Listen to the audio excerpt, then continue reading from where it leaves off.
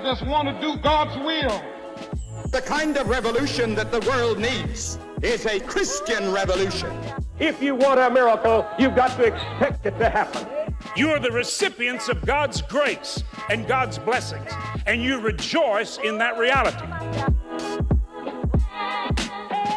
Welcome to Life Today Live. Great to have you. You know, if you've listened to my broadcasts, you've heard me talk about being adopted and tracking down my biological mother, and finally 23 years later, big surprise of this guy being your biological father. And for me, it's been a wonderful story. And growing up, you know, my parents were great. I knew I was adopted at a young age.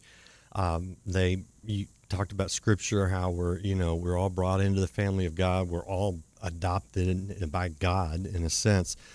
And so, you know, my adoption experience has been just a blessing all the way around. And I look back and I go, wow, there was a lot of moving parts to get me where I am today. God must have a purpose. And that's a nice thing in the fact that my biological parents have been so warm and welcoming and understanding. You know, at Christmas, I'm with my parents, James and Betty Robinson, you know, and so I've navigated those things. But, you know, for a lot of people, their story's not as easy. It's not as welcoming. It's not as warm. And it's a struggle. And it relates, I think, to everybody in a certain way, because I think we all struggle sometimes with the sense of identity. And does God really welcome us in as sons and daughters? And I think when you get that, it changes who you are, because that's the big question. Who am I? Why am I here? Right?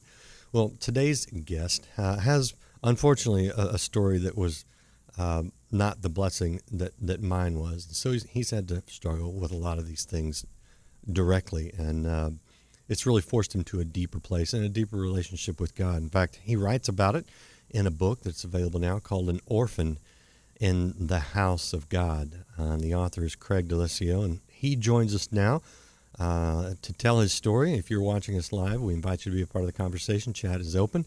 And in the replay, we appreciate your kind comments as well. Let us know if you appreciate these interviews. But Craig, thank you for spending some time with us. Walk us into this, wherever you want to pick up the story, and tell us, because it's a long one, a little bit, you know, right? There's a lot to it, but it's an interesting one. So welcome. Like you were saying, there's a lot of moving parts, and I will tell you, you didn't know this. Today's my birthday. Happy birthday!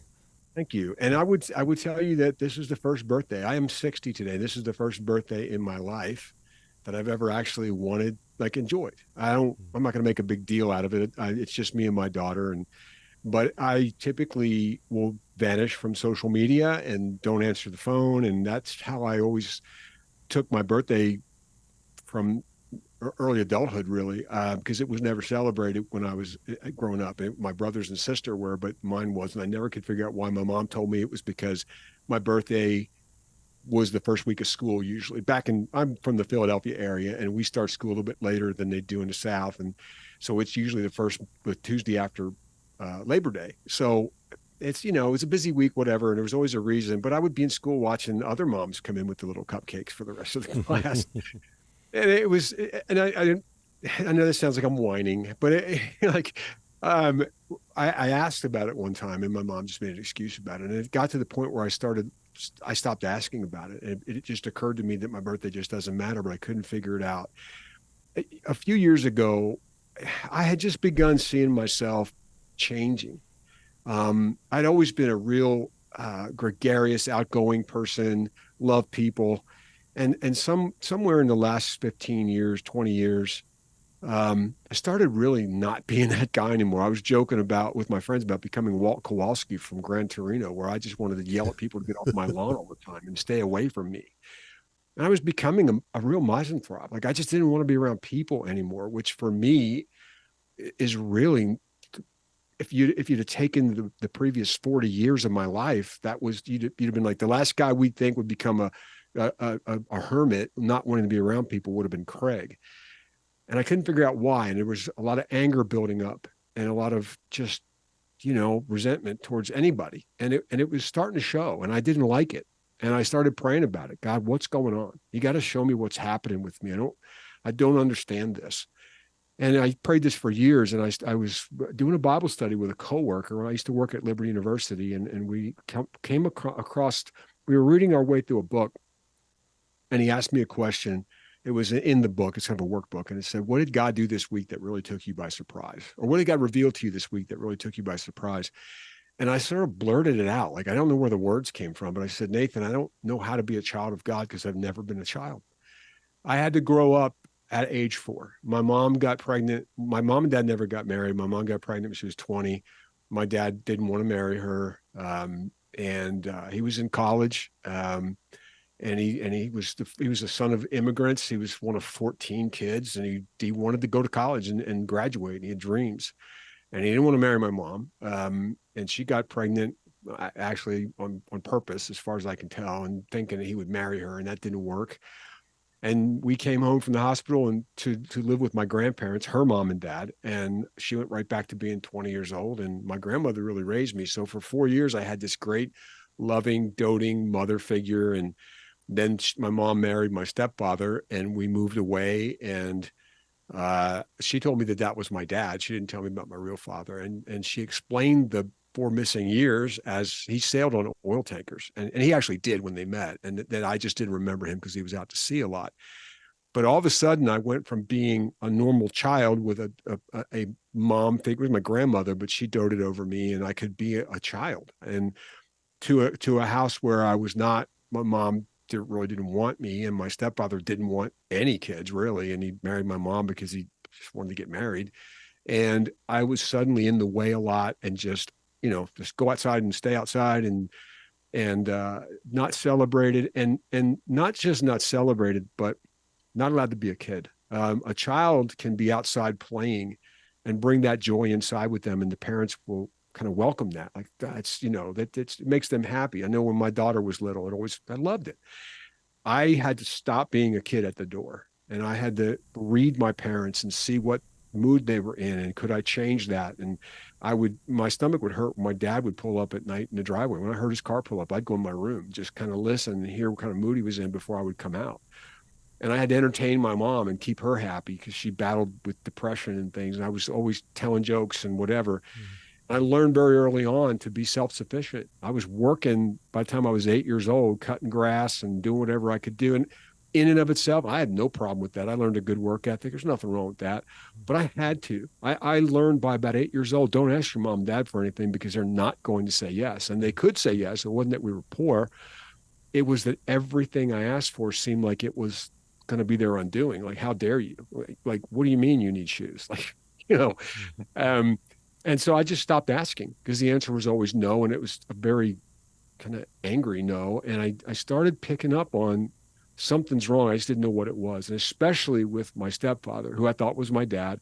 And I remember growing up just wondering sometimes, why can't I get my dad to love me?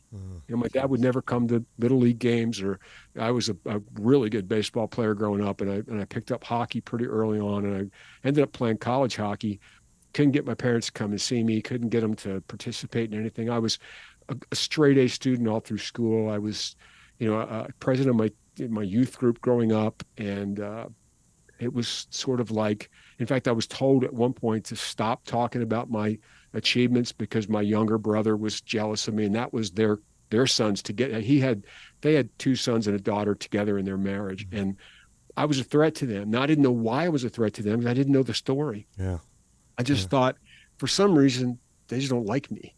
And it's a tough way to grow up. And I had to be an adult really quickly. And it changed. I couldn't see myself as a child of God. I could through salvation, but I didn't know what kind of rights and privileges I had as a child. Yeah. Well, so the classic thing with all of us is to project onto God the characteristics of our earthly father.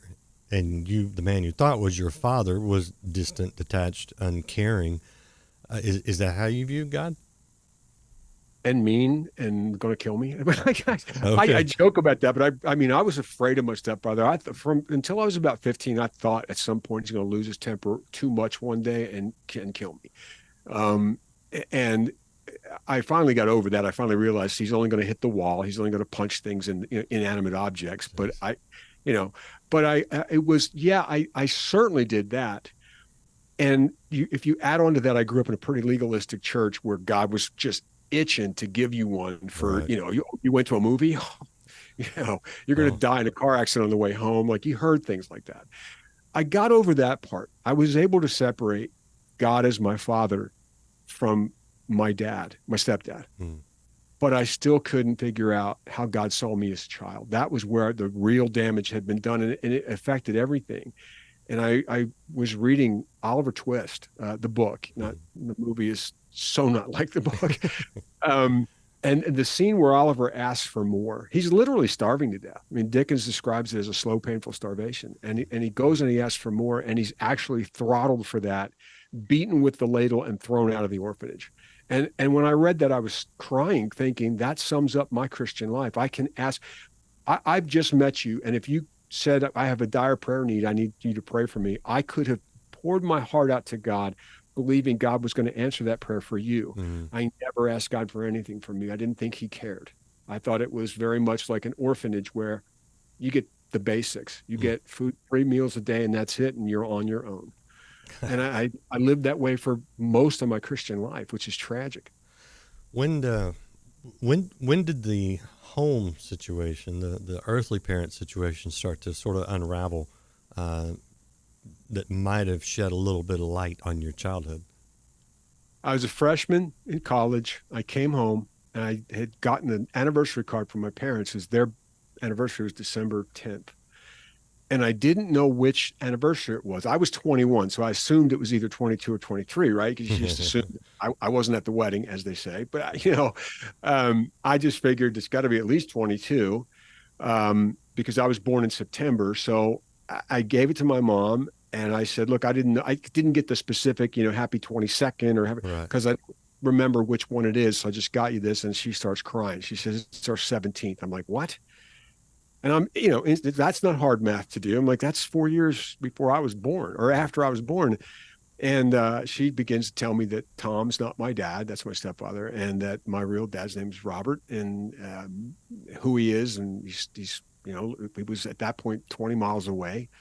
And he was a school teacher, and he'd gotten at that point, he had his master's. My dad got his PhD before he passed. But it just, as I was telling you before we came on, in this computer age, now people understand this. Imagine sitting at your desk in the same computer you've used for years, and all of a sudden in the middle of your workday, somebody reaches in and yanks the hard drive out, and everything you knew about yourself, every file, every picture, every all the operating systems are gone.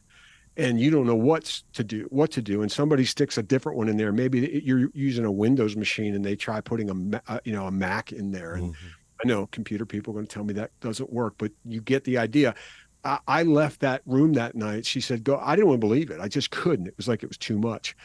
And I went to, she said, go ask your grandmother. And so it was her mom, the one that raised me. And I did. I just drove up, and I remember going up to Philly where my grandmom lived, and she was kind of surprised to see me, because I didn't call first. And I walked in, and we were sitting at the kitchen table. My grandfather had passed by then. And I said, Mama, my mom just told me about my dad. And she started crying. And I said, she told me Tom's not my dad. Is this why you always would tell me that one day I would understand? My grandmom was my confidant. So when things would go bad at home, and I was really feeling really, really abused, I would go, I was always staying at my grandmom's a week at a time or whatever. And I would tell her what was going on. And my mom made her promise to never tell, and she kept her word. But she would say, someday you'll understand. And she'd be crying when she said it. And it ate at her to know that I probably could have processed all this better if I just knew he wasn't my father. And she told me the whole story, and told me all about my dad, and how she really liked him, and always had hoped that my mom would have gotten together, and how she had hoped he could have been an influence on my life because he was a sports fan, and he was such a great father. And I drove from her house to another friend's house because I just needed to talk this out. And it took me 6 years just to be able to reach out to my dad and say, hey, this, I know maybe you know who I am. Maybe you remember all this. He had signed over. He got back. He did 2 tours in Vietnam, and he got back in '67. And my stepfather, he was back home 10 days when they hit him with, here's the deal, you can catch up on all that child support, or you can, which I think they were taking it out of his check anyway, or you can sign over parental rights and pay for the adoption and go on with your life. And he chose to do that. And it was, so we talked a couple of times, but then it finally reached out to him at 43, and he drove to Tennessee where I was living at the time, and we talked for 3 hours face to face, and I thought it was going well, and it wasn't. He never did want a relationship. He actually died while I was writing the book. He died a year ago, and I never got the recognition. Never really got the. So it's tough enough with a stepdad, especially when you don't understand the disconnect there, that you're not his child. There's sort of your orphan mentality right there. Exactly. But then when you find your biological father, he didn't want anything to do with you. I mean, did that just reinforce this idea that fathers don't want anything to do with their own sons? It hurt worse than what my stepdad did to me. Now, the rest of the family, amazingly, really accepted me. I have cousins that I'm so close with, and I have one uncle remaining. There's only one, man in the family left, my Uncle Franny, who's just been loving towards me since I met him. But my dad's rejection of me, and I said this in the book, like if he had been a Hell's Angel or just a ne'er-do-well, or, some guy that was drifting, I would have probably understood that better. But he was a war hero. He was twice decorated. He was a school teacher. He had earned his PhD at 58. He was a beloved school teacher for 35 years. Like, kids named their male children after him because Mr. Daliessio had such an effect on them. And my cousin said, it's so out of character for Uncle Bobby to treat you like this. Like, this is not, we can't figure this out. And so that just, and I think they were trying to help me cope with that. And I never got mad about them saying that because I understood what they were doing, but it hurt more. It's like, so why am I the oddball? Like, why am I so darn rejectable? I mean, my mother did, my stepfather obviously did, and now my own dad, who I didn't ask for a thing. I mean, I made it clear to him when I met him, I don't want anything. You can write me out of your will. I don't care. I don't want to go back in the backyard and have a catch like we were 10 years old. It's, you can't sell sawdust. Whatever relationship you have with a dad at 43, when I had this conversation, that's what I want. And I couldn't get it. And I hurt more, even more so from my daughter, because she doesn't really have any real grandparents. And my dad would have probably been a good one. And, just not. I mean, that's, what do you do? What do you do with that pain? I mean, because that's hardcore rejection, and it's easy for us in the church. I know you've heard it say, well, but God's a perfect father. He loves us all. But those are deep rejection wounds. Is that probably what got you to the place you were at a few years ago? Yeah. And he gets us. See, he loves us through people, though. I mean, he does it.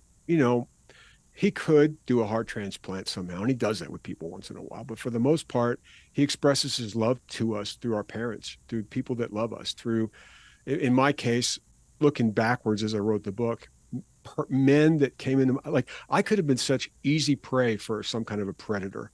I played Little League Baseball from the time I was 7 till I was 19, because I have a late birthday, so I got a couple extra seasons in there. I had nothing but the best coaches. I never had one man that ever tried to take advantage of me. Always seemed like the right people at the right time. I had an 8th grade school teacher named Richard Farmer, who I've reconnected with on Facebook, who I openly say literally saved my life.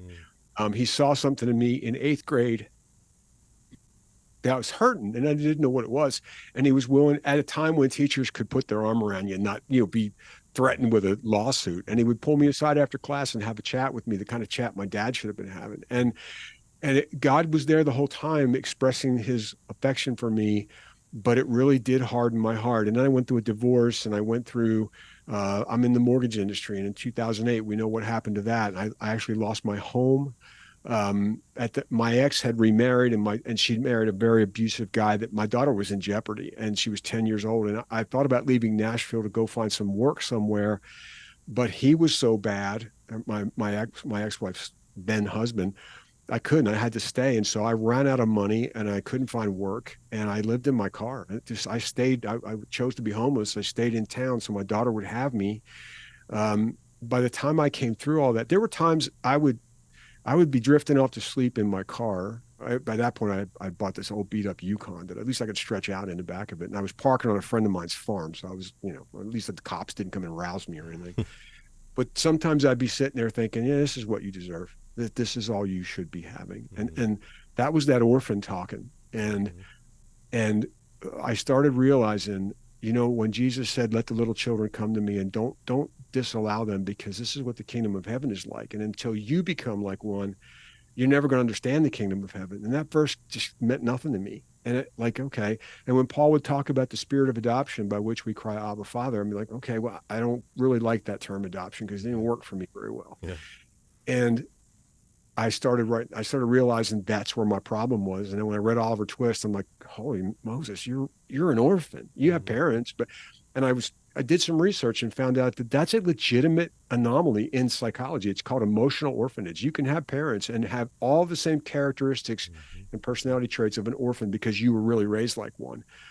And I started just praying about it. And I started writing the book, and I said, God, shouldn't you heal me first? And I heard God tell me, like, nah, I'm going to heal you while you write this. Because if you don't, if you're healed first, it'll be not raw enough. And it's going to have to be painful. And it was. This is of 7 books I've written, this is the one I didn't want to write. And I would stop sometimes and be crying and say out loud, like, how could you do that to a 5-year-old boy? And, and I just got through it. Yeah. Well, so let me show people the book, by the way. This is An Orphan in the House of God. It's available wherever you get books. And if you want to, get further into Craig's story, you can do that. We've got a buzzer going off if you can hear that. But you talk about writing the book. Are you healed? Are you healing? I mean, is this an ongoing thing? It's going to be an ongoing thing. That orphan keeps trying to show up every once in a while. But like I was saying, like just today, celebrating my birthday, this is the first time I've ever wanted to be like, okay, yeah, I thank you for wishing me happy birthday, you guys. I never felt like I wanted to talk about my birthday because I knew it was not a good day for anybody. Yeah. And there's an amazing story in there that I wrote about where God showed me that no matter what my mom and dad thought, he had planned me all along. Yeah. And it was based on a Rich Mullins song. Actually, I was listening to the song one day and God says, see, that's how I feel about you. And I finally had a moment. I was 8 months into writing this book, and I get up very early, and it was right after my dad died, maybe 2 days after. I was sitting on my couch about 4:30 in the morning. And I said, God, I've had enough. You got to show me what it's like. I still don't know. 8 months of writing, I still don't know what it is to be your child. I know what salvation is, but I don't know what it looks like. And the Holy Spirit just gave me a memory. And it wasn't like a vision or anything. This really happened. I just happened to really acutely remember it. When my daughter was 4, we were at our house. It was my weekend with her. And she came running into my room. I was in my office doing some work. And she jumped up in my lap and said, Daddy, can I have a Barbie Jeep? And it was the Barbie Jeeps, the big power wheels. They get in and drive a battery-powered car. And it had been on my radar anyway because she was in the Barbie phase. And I said, well, I'll tell you what, honey, I can't go get you one today. But it was like October. I said, how about if we put it on your Christmas list? And if I don't get it for you, Santa will. But we'll make sure you get one. And she gave me a big hug and said, okay. And she went back and watched TV or whatever she was doing. And I saw that. And God said, look how she did that. She didn't ask. She didn't come in and bargain. She didn't say, I'll clean my room. I'll be good. I'll get good grades. Can I bother you? She ran boldly, jumped in my lap and asked me for something. Mm-hmm. And when Paul says, come boldly to the throne of grace, that's what it looks like. Mm-hmm. For the first time in my life, I had an archetype. Oh, that's what it is. Like God can't wait her jumping in my lap. She could have asked me for anything. Mm-hmm. Daddy, can I have a space shuttle and go to the moon? Sure. If I can get that for you, it's yours. I just love you. And this 30 seconds is worth gold to me. And for the first time, I captured, that's what it's like. That's how God views me. Like, come on, Ed Tandy McGlasson talks about learning that a conversation with your father is as simple as when you're sitting at the table and say, Dad, would you pass the salt? Like, that's what it really is. And all those years, I thought I had to come and grovel and beg and do the whole, oh, most holy, holy God. And, and self-flagellate and think of all the reasons that he wasn't going to ask me. My prayers would open every time I opened my mouth with some sort of a confession of a sin I didn't even know I committed. I just felt dirty all the time, like unworthy. Yeah. And that stopped. Writing the book has brought me healing. Well, that's beautiful. That's beautiful. Do you see a lot of other people that struggle with some sort of orphan mentality when it comes to God, even way more than I thought. Yeah. I really thought writing this book, Randy, I thought this is just for me. This is gonna be one big exercise in journaling, and it only brought me healing.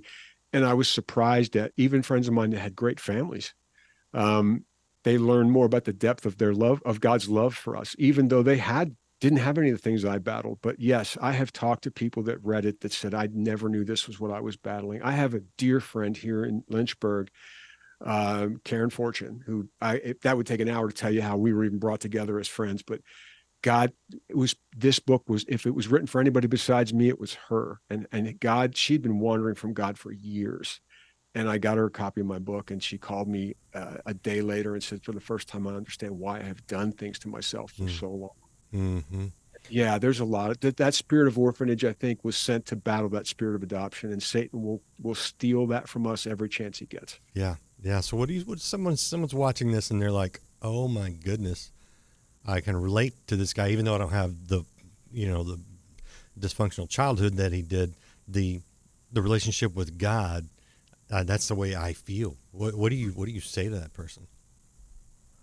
You don't really understand how much God loves you. I didn't. I had no idea. I have a bachelor's degree in religion. I mean, I've studied the Bible. I've just always loved it my whole life. And it never clicked with me. I never had that archetype. I would breathe my last breath into my daughter's lungs and be glad to do it. I would heap my dreams in a pile and set them on fire just to show her the way to get hers. That's how God feels about us. God does, want to indulge us, and it's not spoil, and it's not the whole prosperity gospel thing. It's just, listen, unless it's bad for you, he's going to do it. He wants to do it. And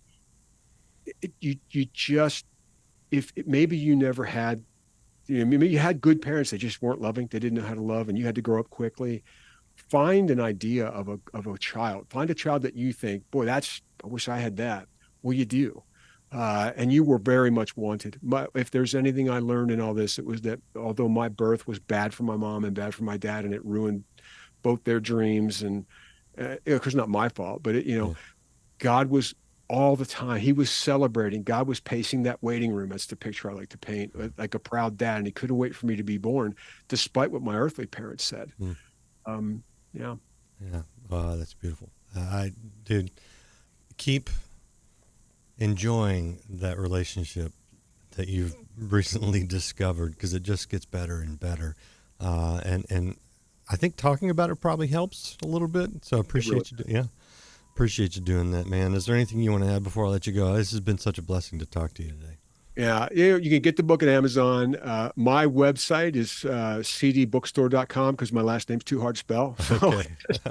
And yeah. So, it's on the screen now, Craig Daliessio, if you want to spell it, or CD for Craig Daliessio. cdbookstore.com, yeah. And I would love to come tell my stories. If any pastors or anybody wants to, invite me to come, I have a job, so I travel for free. You don't have to pay me. I just come and do it. I like seeing people set free from it, and it does me good. Every time I talk about it, it brings me some healing too. Yeah. So. Well, yeah. And if anybody out there watching, if you're struggling with it, find somebody you can trust that you can talk to about it too, because you're not alone. You're not an orphan in God's house, and that's what you need to hear today. But again, Craig, thank you so much for taking the time to share it. Really good. Really good. Keep sharing, and happy birthday.